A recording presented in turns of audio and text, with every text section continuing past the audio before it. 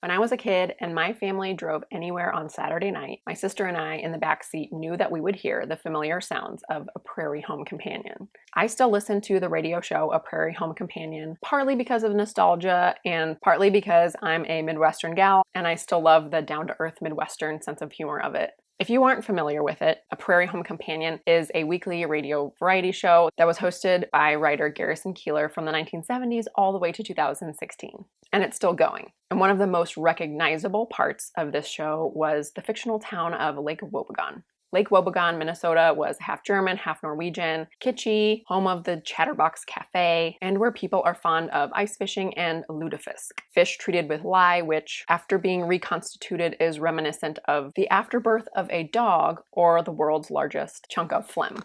All you Prairie Home fans know this classic part of the segment. Well, that's the news from Lake Wobegon, where all the women are strong, the men are good looking, and the children are above average. That line is inspiration for something researchers call the Lake Wobegon Effect. The Lake Wobegon Effect describes how we perceive ourselves. We tend to be a little bit biased. We tend to like and value things about ourselves or that have to do with us a little more than everything else. Like the people in Lake Wobegon consider themselves strong, good-looking, and above average. Why? Well, there's an evolutionary reason. It benefits us to be invested in our own value and well-being. And if we surround ourselves with things that remind us of us, so we don't have to work hard to understand our world, our brains can sit back and relax. And we love when our brains don't have to put in a lot of effort.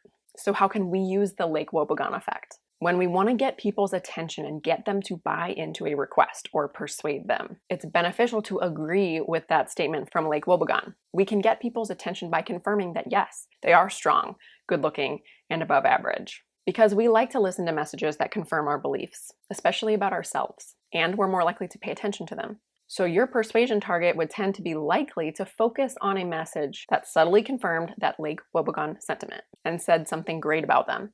Then if you followed that message with a request, you would have his or her attention and it may be easier to get him or her to buy in. So the next time you design a campaign, write a persuasive email, or have a sales conversation, consider the news from Lake Wobegon and how you can use it to get buy-in.